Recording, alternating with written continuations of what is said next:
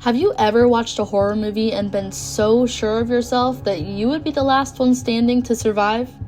Or you've been straight up annoyed by a character's choices in the movie leading up to their very obvious doom? As viewers, we have an advantage to those that are completely immersed in the story because we have a third-person perspective. We know what's going to happen to some degree more than any character we see on that screen.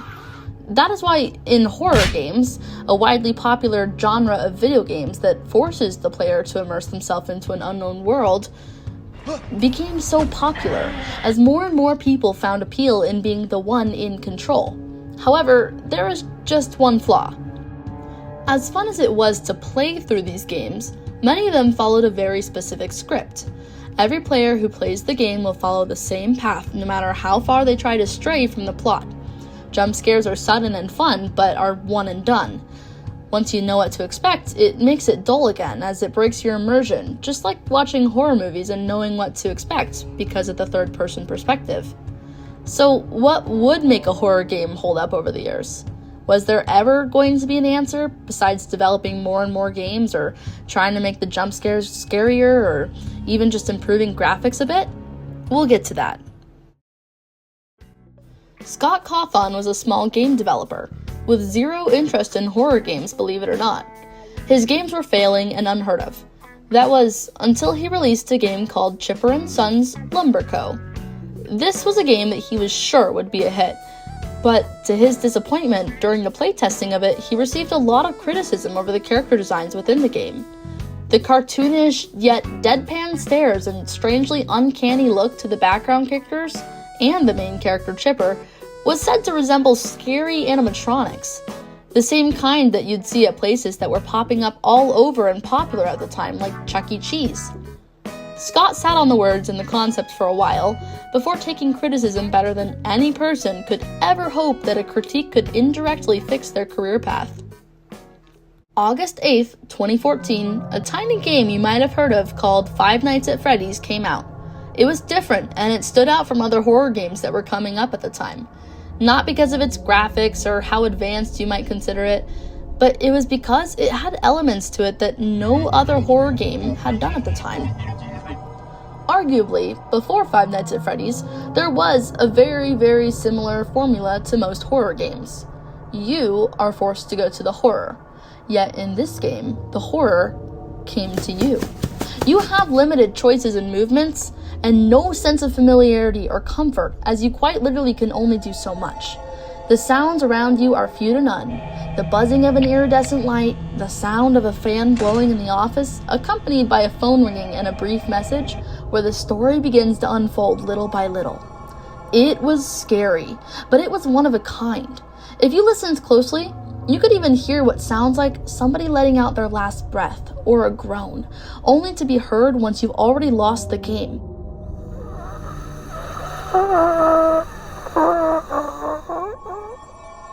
It's factors like these that made it so undeniably horrifying. The lighting also played a huge part in Fnaf 1. It shined down on these terrifying still shots of animatronics, showing that maybe there is more to them, showing in some shots their endoskeletons inside of them, highlighting them. Yet, in some ways, the lighting also hid any end in sight to rooms, making them feel endless, like you're grasping for straws to visualize something that you just can't. It sent a very uncomfortable and unfamiliar feeling to the player at all times, that made you feel like there is always something more hiding, something alive that you just can't grasp. This is seen especially in the party room, and how the light only shines revealing a little bit in the middle, but leaving the rest to be a void, as well as backstage. It reveals parts and heads, endoskeletons, and instills fear of never knowing exactly what is going on. It's no secret that this game was the start of something revolutionary.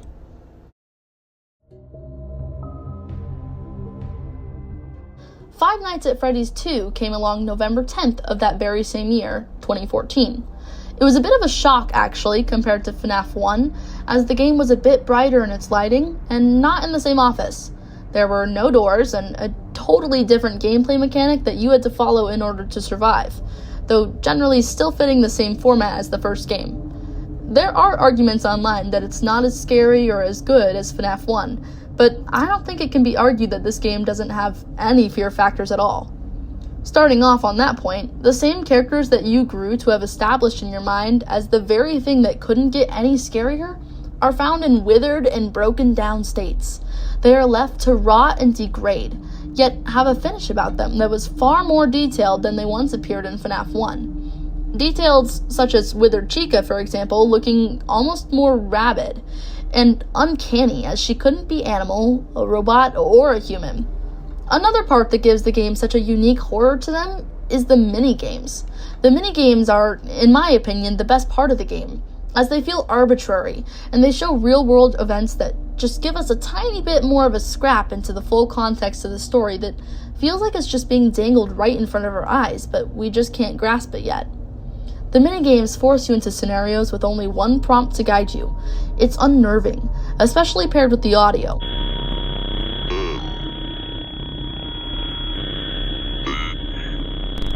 To me, the audio almost feels like it's trying to communicate with us, but it's just very clearly not understood.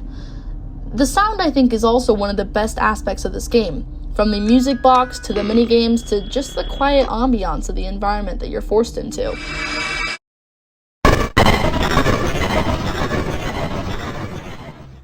The next FNAF game that was released was Five Nights at Freddy's 3 on March 2nd, 2015. This game strayed off of the idea that both FNAF 1 and 2 had in common.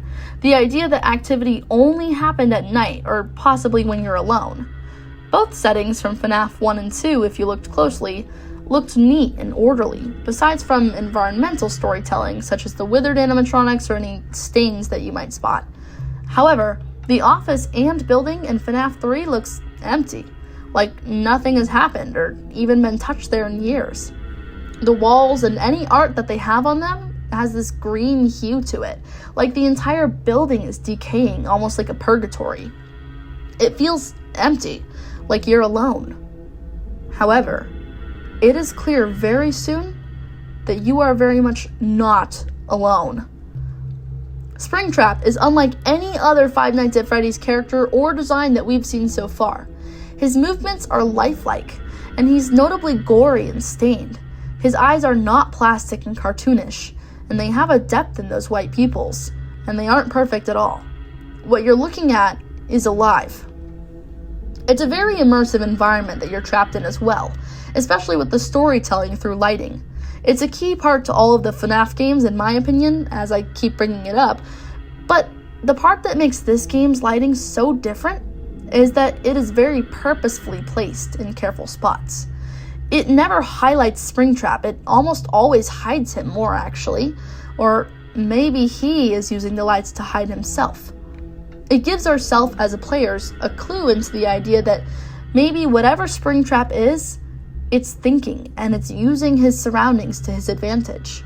It is less of a programmed mechanic game, but it almost feels as though the game is at his mercy, and he controls the way that it'll play out as opposed to us, the actual players. The sound within the game also plays a very important role, just like the last two games. The music you hear feels distant and fragmented like a memory, especially the sound heard in the minigames.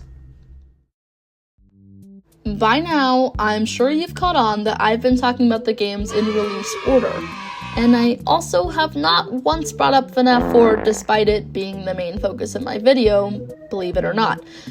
Be patient, however. I am going to wait to talk more about FNAF 4 until the end of my video so that I could give it a full comparison with all the context of the older games that I need to not only explain why they hold up so well against other horror games of their time and current horror games, but also to explain why I believe that FNAF 4 is the scariest of all the older games in the series.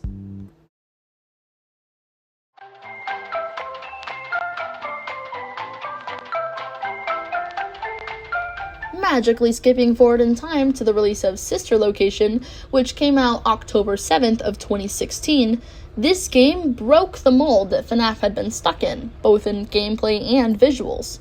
The game starts off in an elevator, which I think was one of the coolest things that they could have added. The dimly lit elevator does not establish a sense of fear, yet it's still unknown where you're going exactly and how far down you will go until you're settled, so there's no sense of comfort there either. The other FNAF games up until now have started with the player exactly where they need to be, with all of their prompts and mechanics presented at one time to them. That actually is why I love the elevator so much. As you progress forward, you're put into the main control room, which feels cramped and uncomfortable due to the sheer lack of lighting or where it's placed in the room. The lighting plays a very important role in a lot of this game, just like all of the rest, but I personally relate it more to the first Five Nights at Freddy's more than anything else. The breaker room is a good example of what I mean by that. There is no end in sight and no lights to visualize the end of the room or the things that are filling it, much like the party room in Five Nights at Freddy's 1. However, there is one clear distinction. Small sparks light up the room in different areas, giving you several glimpses at the room for just a brief second, leaving you to fill in the blanks of the areas that don't get lit up by the sparks. There's no way to tell exactly how the room looks though, but there is one thing you know for certain because of those sparks. You are not alone. Funtime Freddy can be seen under the light of these sparks, going from place to place and building up what could only be described as dread that he might get closer to you. The only way to know that he's getting closer, though, is by the tiny lights of those sparks. It truly is a horrifying experience.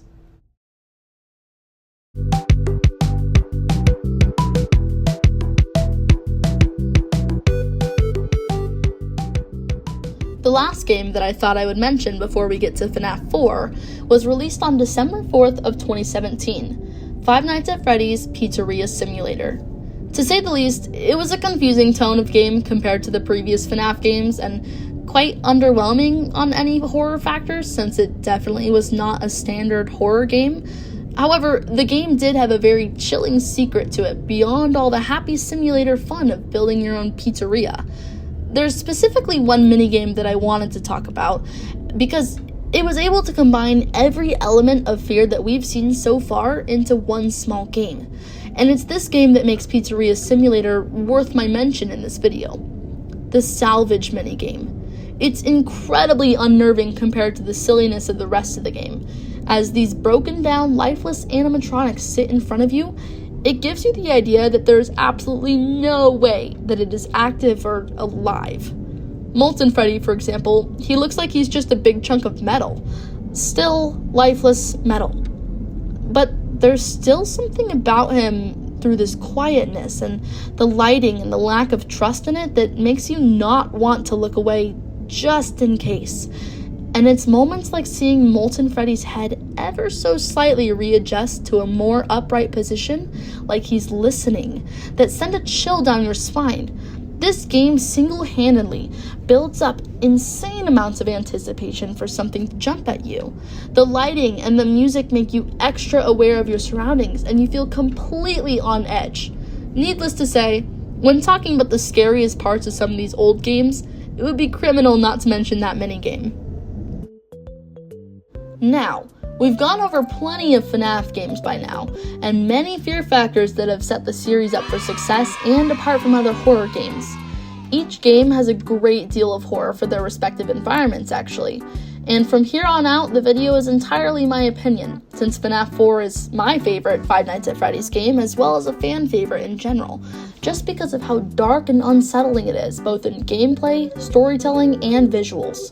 Before we dive into it, there's just one more element that I'd like to explain that sets FNAF 4 apart from other horror games, and the rest of the FNAF games as well. Jump scares. To have a good jump scare, it needs to have one or both of these things: suspense and random timing. It could be one or the other, or both if executed well, but FNAF 4 brought in another piece that makes the jump scares even worse in this game. A third component: paranoia.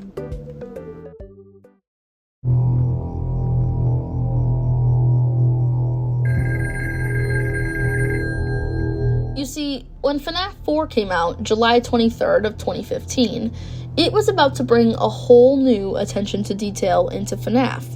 Let's start off with the menu screen. It's eerie and cryptic, since all the other FNAF games mentioned or released up till now have had the animatronics in the title screen or faces shown in the menus. The menu screen for Fnaf 4, however, is this blood red screen with the silhouette of several monster-like versions of the animatronics, as well as a secluded house and a tree in the background, which could be assumed to be where the game takes place. However, the title screen by itself already sets expectations up for a player to understand that what they're about to enter might feel like hell because of the blood red way that we're seeing the world in the title screen. When you load into the game, you're in a very oddly laid out bedroom, which feels very impractical in a real world. However, everything you see should technically feel safe or familiar feeling. You have a bed, some pictures on the walls, toys on the floor and on your shelf. Yet, why does it feel so empty and unsettling? The halls feel bare, and the only real source of light is your flashlight, which can't even see to the end of the hallways completely. The house as we see it feels as though it's made up of what a house should have in it, like a bare requirement or a memory that's not quite real. As though the nonsensical world that you're viewing right now as the player is a dream, or in this case, a nightmare.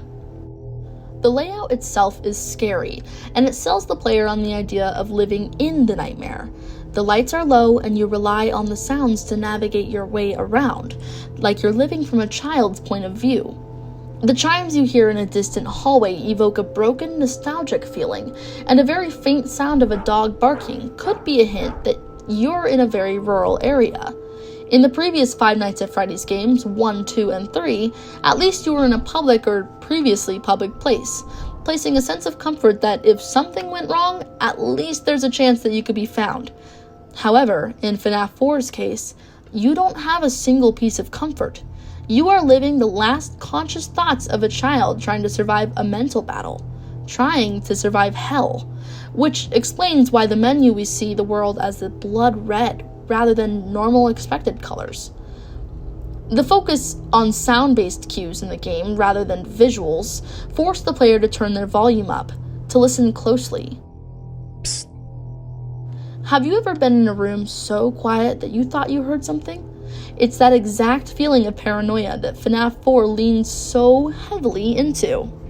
The gameplay mechanics have the player on edge no matter what, whether it's the main game or the Fun with Plush Trap minigame even.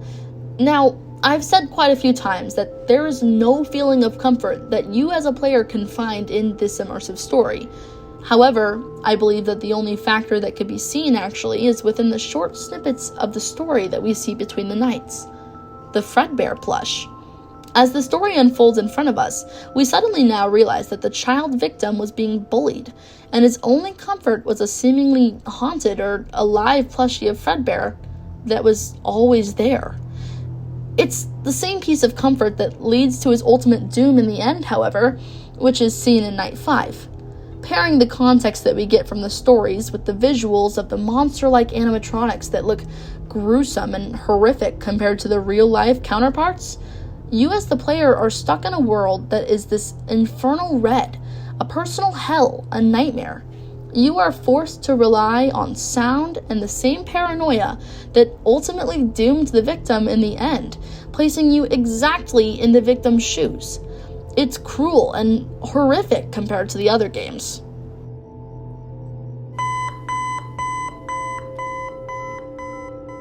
While this story told in Fnaf 4 plays a part in the entire storyline of all the games pieced together, as a single piece of media, the game stands alone as probably one of the most dreadful and shocking stories in any horror media that I've seen yet.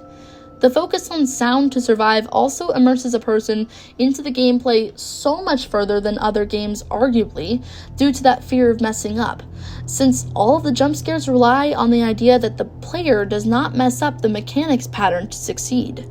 There are no second chances in this game, and sometimes you realize that you've messed up far too late after you've already been jump scared. It's such a well-made, intentional formula that makes the game so great for replayability and timeless horror. It is far from a one-and-done jump scare.